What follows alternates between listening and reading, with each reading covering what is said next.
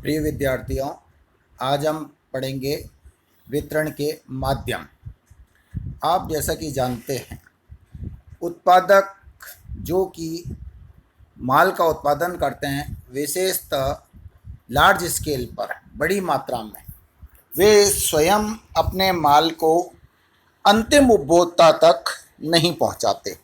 यद्यपि उनका उद्देश्य ये होता है अंतिम उपभोक्ता तक माल पहुंचाना, और वास्तव में उपभोक्ता ही उनके माल की भविष्य में कैसी मांग होगी उसका निर्धारण करता है। क्योंकि उपभोक्ता अगर संतुष्ट होगा तो मांग जो है भविष्य में बढ़ेगी, वर्तमान जो मांग है उससे कम नहीं होगी।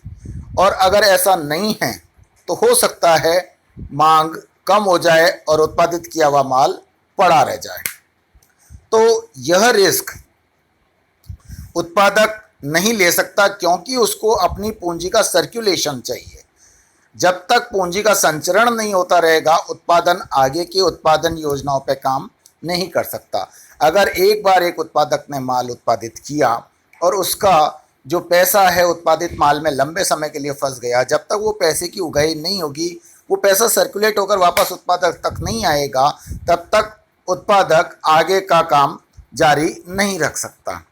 तो इसी उद्देश्य की पूर्ति के लिए उत्पादक ऐसे लोगों को ढूंढता है जो कि उसके माल का तुरंत विक्रय करने में सहायक हो सकें।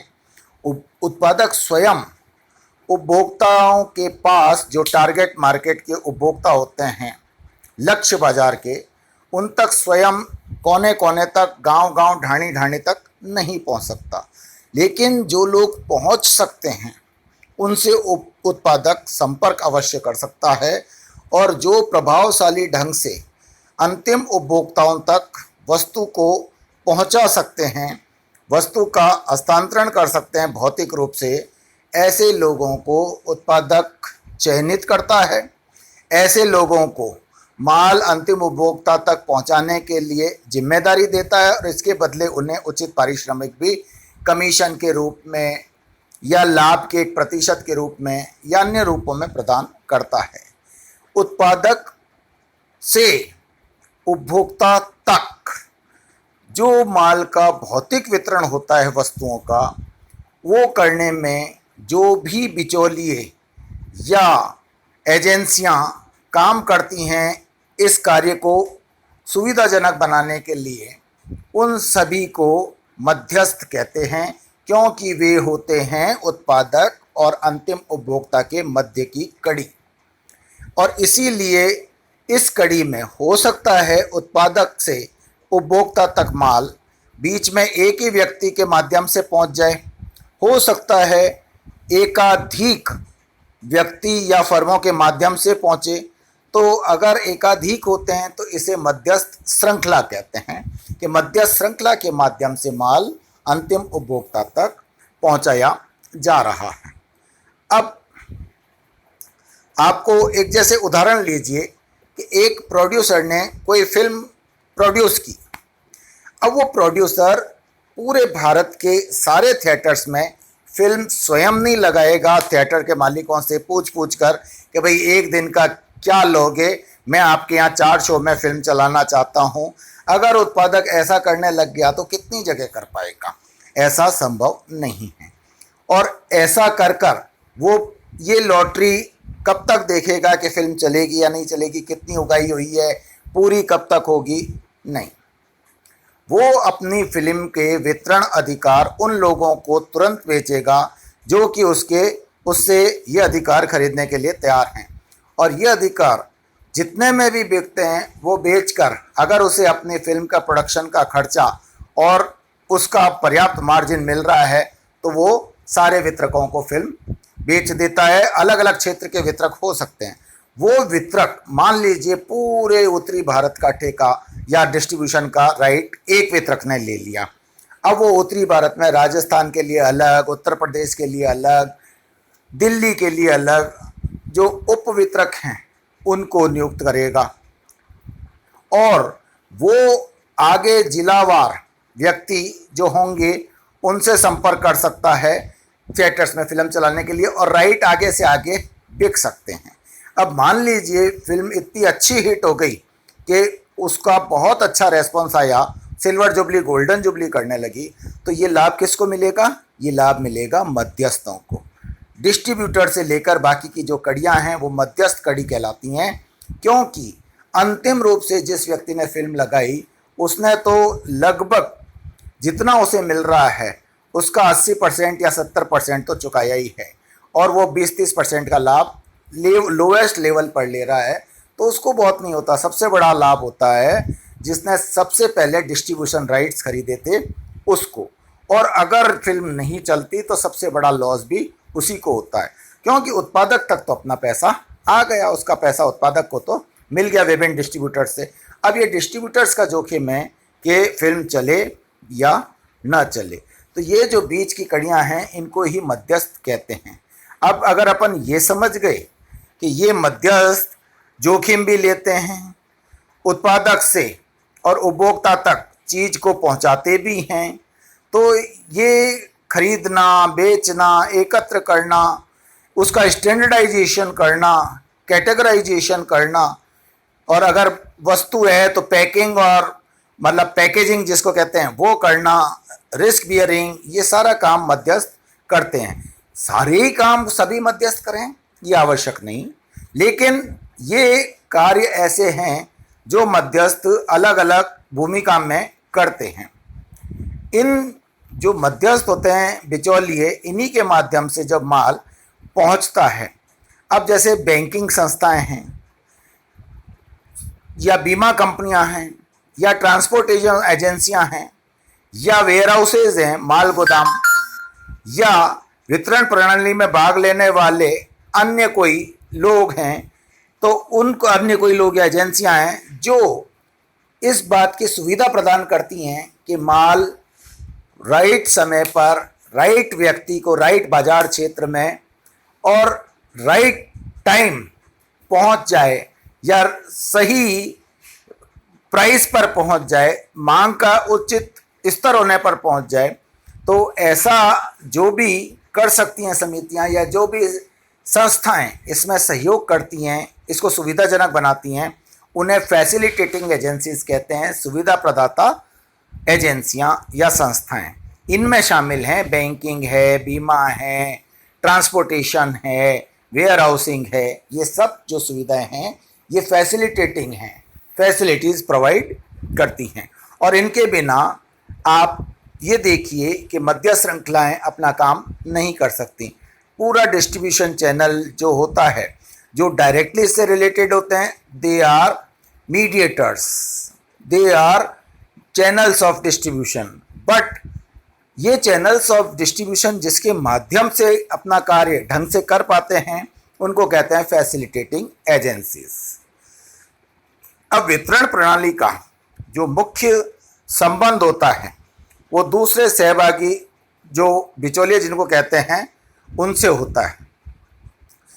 ये जो वितरणकर्ता होते हैं या मध्यस्थ जो होते हैं, ये जो मार्ग से माल उत्पादक से उपभोक्ता तक पहुंचाते हैं उसको चैनल कहते हैं। Channel from producer to consumer. माल के प्रवाह से आशय हो सकता है कि भौतिक वितरण हो या स्वामित्व का हस्तांतरण। या तो माल आपने डायरेक्ट प्रोड्यूसर से खरीद लिया और अब ये आप तक फिजिकल डिलीवरी करवा रहे हैं, या स्वयं ही माल को प्रोड्यूसर से ऑक्यूपाई करके खरीद कर या एजेंट के रूप में रख कर और आपको माल बेच रहे हैं, यानी स्वामित्व का हस्तांतरण भी स्वयं ही कर रहे हैं। अब वितरण माध्यमों का मुख्य संबंध उत्पाद के स्वामित्व के हस्तांतरण के साथ होता है, जिसे प्रत्यक्ष रूप से किया जा सकता है या बिचौलियों की संख्या द्वारा, वो बिचौलियों की श्रृंखला द्वारा किया जा सकता है। अब स्वामित्व हस्तांतरण जब तक नहीं होता तब तक आप ये मानिए कि पूरा विक्रय नहीं कहलाता। विक्रय तभी कहलाएगा जबकि स्वामित्व का हस्तांतरण हो गया हो सकता है भुगतान अभी करना बाकी हो। ये बात आपने वस्तु विक्रय अधिनियम के तहत पढ़ी भी थी और संभवतया आपको अभी तक याद भी होगी। अब ये भी जानते हैं कि अधिकतम उत्पादक अपना माल सीधे उपभोक्ताओं को नहीं बेचते, जो बेचते हैं उन्हें डायरेक्ट डिस्ट्रीब्यूटर्स कहते हैं, डीडी कहते हैं। आपने शॉर्ट फॉर्म में सुना होगा, ये तो डीडी है यानी डायरेक्ट डिस्ट्रीब्यूटर है, सीधा प्रोड्यूसर से माल उपभोक्ता तक पहुंचाने वाला। तो अब कुछ ऐसे हैं जो ये काम स्वयं ही करते हैं, लेकिन वो भी माध्यम लेते हैं, उनके भी चैनल ऑफ डिस्ट्रीब्यूशन अलग तरह के होते हैं। जैसे बाटा कभी एजेंसियां नहीं देता, बाटा कभी किसी को अपना सेलिंग एजेंट नहीं बनाता, या बाटा की एजेंसी नहीं देता कि अमुक दुकान वाले को ही ना इसने बाटा की एजेंसी दे दी। बाटा है, लिबर्टी है, ये स्वयं अपनी दुकानें खोलते हैं और इन दुकानों से उनका माल बेचते हैं। जो कर्मचारी वो उनके जो भी उन दुकानों पर कार्यरत होते हैं वो बाटा कंपनी के कर्मचारी होते हैं। वो परिसंपत्ति, जो दुकान जहाँ से माल बेचा जा रहा है, जूते बेचे जा रहे हैं, चप्पलें बेची जा रही हैं, वो परिसंपत्तियाँ बाटा कंपनी की होती हैं या किराए की होती हैं, जो कि किराएदार बाटा कंपनी होती है। वहाँ जो काम करने वाले लोग हैं वो बाटा कंपनी के कर्मचारी हैं और कर्मचारी के हैसियत से उस दुकान पर काम करते हैं। तो वो भी प्रत्यक्ष बेच रही है यद्यपि उत्पादक उपभोक्ता को माल, लेकिन फिर भी मध्य श्रृंखला के रूप में बहुसंख्यक दुकानें होती हैं जो स्वयं बाटा की होती हैं। तो इस प्रकार वितरण माध्यम से अभिप्राय यह है कि संस्थाओं का वह जाल जो कि माल को उत्पादक से उपभोक्ता तक पहुंचाने में अनेक प्रकार के परस्पर संबंधित और समन्वित कार्य करता है, उसको वितरण श्रृंखला कहते हैं। और ये जो हम माल का एक उत्पादक से उपभोक्ता तक भौतिक हस्तांतरण करते हैं, इसमें कई क्रियाएं जो की जाती हैं, उनसे कई तरह की उपयोगिताओं का सृजन होता है। आप ये देखिए, उत्पादक वितरण श्रृंखला के माध्यम से उपभोक्ता तक माल पहुंचाने के लिए कई बार मजबूर भी होता है। अब एक किसान है, उसकी आज फसल तैयार हो गई, क्या वो तब तक वेट करे जब तक कि उसकी ये फसल लोग स्वयं बेच रहा है और एक एक ग्राहक आकर उसकी पूरी फसल बिके? उसे तो आज फसल तैयार हुई है और कोई ऐसा खरीदार चाहिए जो आज सारी की सारी फसल का पैसा उसको दे दे। यह स्वाभाविक है कि अगर वो थोड़ी थोड़ी मात्रा में जो मांगने वाले क्रेता आते हैं, उपभोक्ता जो डायरेक्ट इसका कंजम्पशन करेंगे, उनको बेचता तो अच्छा भाव भी ले सकता था, जिस भाव में कि उसने एक साथ फसल को बेचा। लेकिन एक साथ फसल को बेचने से उसे पूरी पूंजी वर्तमान में प्राप्त हो जाती है और इस पूंजी का वो आगे की फसल के लिए प्रयोग कर सकता है। अब उससे माल कौन खरीदता है? कृषि उपज मंडी के जो आड़तिये होते हैं, जो कमीशन एजेंट्स होते हैं, वो उससे माल खरीद लेते हैं, और या फिर जो थोक व्यापारी होते हैं वो उससे माल खरीद लेते हैं, बाकायदा उसको माल का पूरा पैसा मिल जाता है। अब वो माल जो उससे 2 रुपये किलो में खरीदा हुआ है, ये उन व्यापारियों के ऊपर है जिन्होंने खरीदा, थोक व्यापारियों पर, कि उनका वो माल 20 रुपये किलो बिक जाए, 200 रुपये किलो बिक जाए, या हो सकता है ना भी बिके और सड़ गल जाए। अब ये पूरा रिस्क उनका है, लेकिन ऐसा कम होता है। अब ज़्यादातर मामलों में मध्य श्रृंखला पर्याप्त लाभ कमाती है और उत्पादक केवल सामान्य मार्जिन लेकर ही माल को इसको सुपुर्द कर देता है। अब चूंकि मध्य श्रृंखला कई तरह के कार्य करती है, तो यह भी कहा जाता है कि ये कई तरह की उपयोगिताओं का सृजन करती है। अब उपयोगिताओं का सृजन कैसे करती है? मान लीजिए आज किसी चीज़ की बहुतायत में फसल हुई है और आज उसको बेचने की मजबूरी हो, तो वो माल बहुत कोड़ियों के मोल बिक जाएगा। आप एक साथ माल को बेचने के लिए सप्लाई में क्यों रखते हैं? अगर सारा माल आपने आज ही बेचने के लिए सप्लाई में डाल दिया तो खरीदार होंगे 10, और खरीदार होंगे 10 किलो के। मान लीजिए 10 किलो की टोटल बाजार में मांग या 10 क्विंटल की मांग है और माल है 1000 क्विंटल, तो आपको माल कोड़ियों के मोल बेचना पड़ेगा। लेकिन अगर इसी माल को भंडारण कर लिया जाए और धीरे धीरे उतनी ही मात्रा में बाजार में रिलीज किया जाए जितनी मात्रा में की मांग है, और मांग और पूर्ति का संतुलन बनाए रखा जाए, तो आपको अच्छा भाव मिल सकता है। अब उत्पादक तो ये काम कर नहीं सकता, ये काम करते हैं मध्यस्थ, जो बीच की श्रृंखला होती है, चैनल्स ऑफ डिस्ट्रीब्यूशन, वो ये काम करते हैं, अर्थात वो सही समय पर सही मूल्य मिलने पर इस माल को धीरे धीरे मांग और पूर्ति की शक्तियों के अनुसार बेचते हैं। तो इस तरह से ये समय उपयोगिता का सृजन कर देते हैं। जो माल आज कौड़ियों के मोल का है, समय के साथ साथ वो बेशकीमती भी हो सकता है या बहुमूल्य हो जाता है। तो ये हुआ समय उपयोगिता का सृजन, जो भंडारण के कारण होता है। स्थान उपयोगिता का सृजन, जो कि यातायात के द्वारा होता है। अब आसाम में चाय बहुतायत में हो रही है, वहाँ से चाय राजस्थान आकर बहुमूल्य हो जाती है। वहाँ अगर सारी चाय बेचने की मजबूरी हो आसाम के उत्पादकों की, तो वो चाय शायद वहाँ 20-30 रुपये किलो ही बेचनी उनकी मजबूरी हो जाए। लेकिन उसका परिवहन कर कर वो आसाम से बेंगलोर तक, मैसूर तक, कन्याकुमारी तक अगर उस चाय को पहुँचा देते हैं, तो वो चाय उनकी 300 रुपये, 400 रुपये, 500 रुपये किलो तक भी बिक जाती है। तो ये हुआ स्थान उपयोगिता का सृजन। अब मेरे पास कोई चीज़ बहुतायत में है तो मेरे लिए उसका मूल्य नहीं है, लेकिन जिसके पास वो चीज़ का अभाव है उसके लिए उसका बहुत मूल्य है। तो ऐसे व्यक्ति से जिसके पास की चीज़ होने से उसका बहुत ज़्यादा मूल्य नहीं होता, ऐसे व्यक्ति को हस्तांतरित करना जो कि उसके लिए बहुत लालायित है, यह कहलाता है स्वामित्व का हस्तांतरण, जो कि माल के विक्रय के द्वारा होता है। या फिर मध्यस्थ पैकेजिंग कर कर, माल का प्रोसेसिंग कर कर, फिनिशिंग कर कर माल को बेचते हैं और उत्पादक से रॉ रूप में ले लेते हैं। तो ऐसी स्थिति में वो रूप उपयोगिता का सृजन करते हैं। जिस रूप में माल क्रेताओं द्वारा स्वीकार्य किया जाता है, उसी रूप में उसको क्रेताओं को मध्यस्थ तैयार कर कर और प्रस्तुत करते हैं।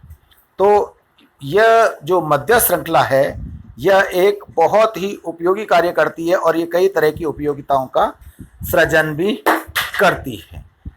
और हम अगर इस संदर्भ में देखें तो वितरण माध्यमों के हमें बहुत से कार्य समझ में आ सकते हैं। तो अगर हम पूछें कि भाई, आपसे कोई पूछे कि ये जो वितरण माध्यम हैं ये क्या क्या कार्य करते हैं या इनके द्वारा कौन कौन से कार्य संपादित किए जाते हैं, तो मोटे तौर पर कहा जा सकता है कि वितरण माध्यम लेन देन के कार्यों और लॉजिस्टिक्स वाले कार्यों और सुविधाजनक कार्यों को करते हैं। लेन देन कार्यों के अंतर्गत जो आती हैं चीज़ें वो हैं क्रय, विक्रय और जोखिम वहन करना। लॉजिस्टिक्स कार्यों के अंतर्गत जो चीज़ें आती हैं वो है उत्पादक से माल एकत्र करना, उसका भंडारण करना, उसका वर्गीकरण करना, क्लासिफिकेशन करना, और परिवहन संबंधी कार्य जैसे कि माल का भौतिक विनिमय करना उसमें शामिल है। सुविधाजनक कार्य व्यावसायिक लेन देन के साथ साथ माल के भौतिक विनिमय को आसान एवं सुविधाजनक बनाते हैं। आफ्टर सेल सर्विसेज यानी विक्रियोत्तर सेवा एवं अनुरक्षण, मेंटेनेंस, वित्तीयन, फाइनेंसिंग, बाजार संबंधी सूचनाएं देना, इंफॉर्मेशन फीड, इस कैटेगरी में आते हैं। अर्थात ये कार्य फैसिलिटेटिंग फंक्शंस में आते हैं। अगर हम स्पष्ट शब्दों में कहें तो हम वितरण माध्यमों के निम्न कार्यों का उल्लेख कर सकते हैं। वितरण माध्यम भौतिक रूप से ग्राहकों के समीप होने के फलस्वरूप विक्रय को सुविधाजनक बनाते हैं। फिर ये कुशलतापूर्वक और किफ़ायती ढंग से उत्पादक और उपभोक्ता को समीप लाकर वितरण की कुशलता को सुनिश्चित करते हैं। थोक माल को छोटी छोटी मात्राओं में बेचकर क्रेताओं को छोटी छोटी आवश्यकताओं की पूर्ति करने में समर्थ बनाते हैं। क्रेताओं की आवश्यकताओं को पूरा करने के लिए उत्पादों का वर्गीकरण किया जाता है। जो उत्पाद जिस प्रकार के क्रेताओं के लिए उपयोगी है उसको वही उत्पाद दे दिया जाता है। यानी मान लीजिए बाजार में वितरण माध्यमों के पास अगर गेहूं आया, वो गेहूं खरीद रहा है, एक कृषि उपज मंडी में थोक व्यापारी है, वो गेहूं की फसल के समय गेहूं का स्टॉक कर रहा है। पदमपुर से भी आया, करणपुर से भी आया, गंगानगर से भी आया, चूरू से भी आया, मान लीजिए नागौर से आया, डीडवाना से आया, उसने सब जगह से जो गेहूँ आ रहा है वो खरीद लिया। अब उसने यह देखा कि ए श्रेणी का गेहूँ उसका भाव होगा कम से कम 30 रुपये केजी या 3,000 रुपये क्विंटल। फिर एक मध्यम क्वालिटी का गेहूँ उसका भाव होगा कम से कम 2,200 रुपये क्विंटल। और एक तीसरी कैटेगरी का गेहूँ जिसका भाव हो सकता है 1,500 रुपये क्विंटल। तो उसने ये 3 कैटेगरी इसलिए कर दी कि 3 प्रकार के क्रेताओं की मांग को पूर्ति की जा सकती है। जो सस्ता खरीदना चाहते हैं, बहुत महंगा नहीं खरीद सकते, उनके लिए भी है। जो क्वालिटी और भाव दोनों का ध्यान रखते हैं, मध्यम वर्ग, उसके लिए भी है। और उच्च आय वर्ग जो एकदम क्वालिटी की चीज़ खरीदना चाहते हैं, सर्वोच्च क्वालिटी की, उनके लिए भी इसमें प्रावधान होता है। भौतिक वितरण माल का और उसका परिवहन, उसकी देखभाल मध्यस्थ द्वारा की जाती है। प्रमुख उत्पादक के वित्तीय बोझ में वितरक हाथ बटाता है, क्योंकि यह उसको एक साथ भुगतान कर जमा राशि की व्यवस्था करता है।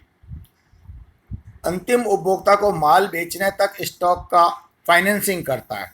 मान लीजिए उत्पादक को अगर ज़रूरत है आगे के शेड्यूल के लिए उत्पादन करने की, तो वो उसको पैसा उपलब्ध कराता है तथा खुदरा विक्रेताओं और उपभोक्ताओं को ऋण भी प्रदान करता है। अर्थात ये एक अच्छा वित्त पोषक भी होता है, वितरणकर्ता यानी मीडिएटर्स, मध्यस्थ।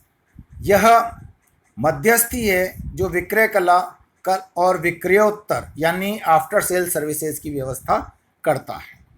उत्पादक का चूंकि उपभोक्ता से प्रत्यक्ष संबंध नहीं होता, इसलिए उसका सेल्समैनशिप से भी कोई लेन देन नहीं होता। सेल्समैनशिप का प्रयोग करते हुए उपभोक्ता की इच्छाओं को आवश्यकताओं में और आवश्यकताओं को मांग में और मांग को अंतिम विक्रय में परिवर्तित करने का जो कार्य करता है वह मध्यस्थ ही करता है। और माल से क्रय करने के बाद उपभोक्ता को यदि कोई असंतुष्टि होती है तो उसकी तुष्टि करने का भी काम मध्यस्थी करता है, जिसे कि विक्रय पश्चात सेवा के अंतर्गत लिया जाता है। यह मध्यस्थ जो होते हैं उन्हीं के माध्यम से विक्रय संवर्धन कार्य प्रभावपूर्ण ढंग से संपादित किया जा सकता है, अर्थात ये उसमें सहायता करता है। क्रय विक्रय कार्य में भी मध्यस्थ सहायता करते हैं। बाजार में अगर कोई उत्पाद पहली बार उतारा जा रहा है तो ऐसे उत्पादों को बाजार में स्थापित करने में मध्यस्थ सहायता करते हैं। अगर मूल्य तंत्र है उसको कार्यान्वित करने में मध्यस्थ श्रृंखला सहायता करती है।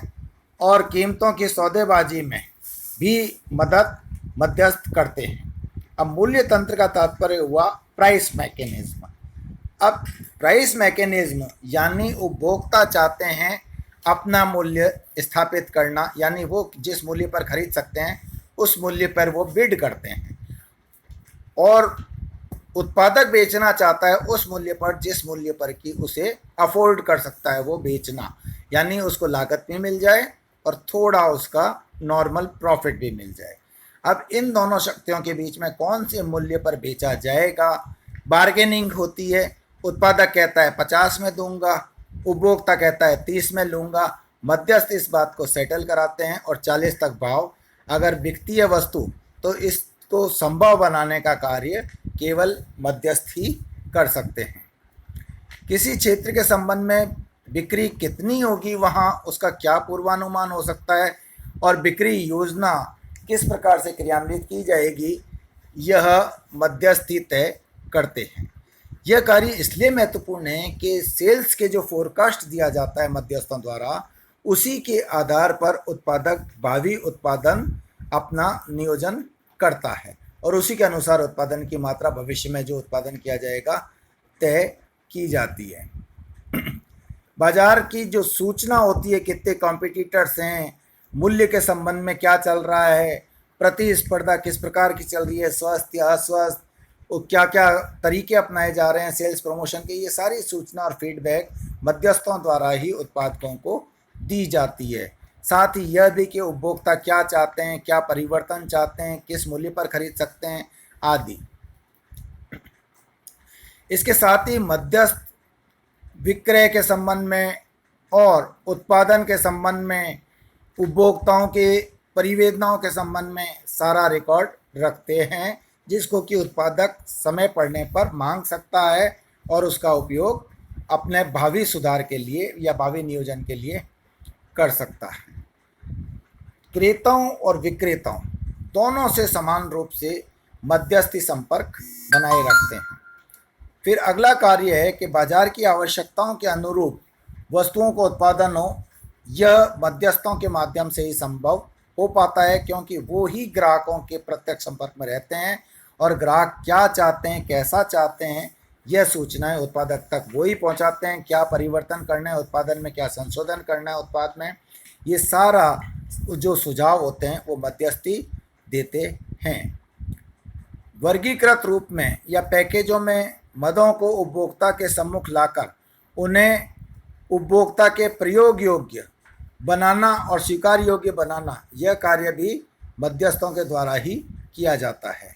और किसी विशेष उत्पाद को खरीदने के लिए जो संभावी ग्राहक हैं, पोटेंशियल कस्टमर्स, उनको प्रभावित करने का कार्य तथा उन्हें उत्पाद की ओर व्यक्तिगत विक्रय या विक्रय संवर्धन के माध्यम से आकर्षित करने का कार्य भी मध्यस्थों द्वारा संपन्न किया जाता है, मध्य श्रृंखला द्वारा संपन्न किया जाता है।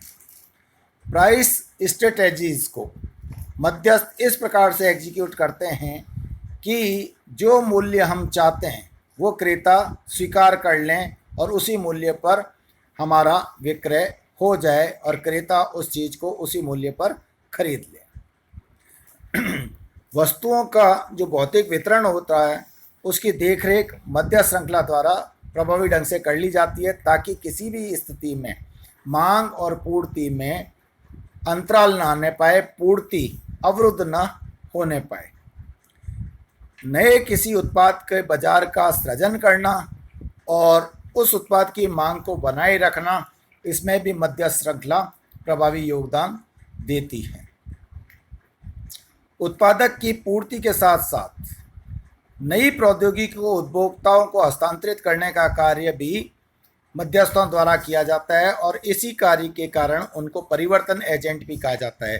परिवर्तन कभी भी लागू करने होंगे तो सबसे प्रभावी भूमिका का निर्वाह इसमें मध्य श्रृंखला द्वारा ही किया जाता है।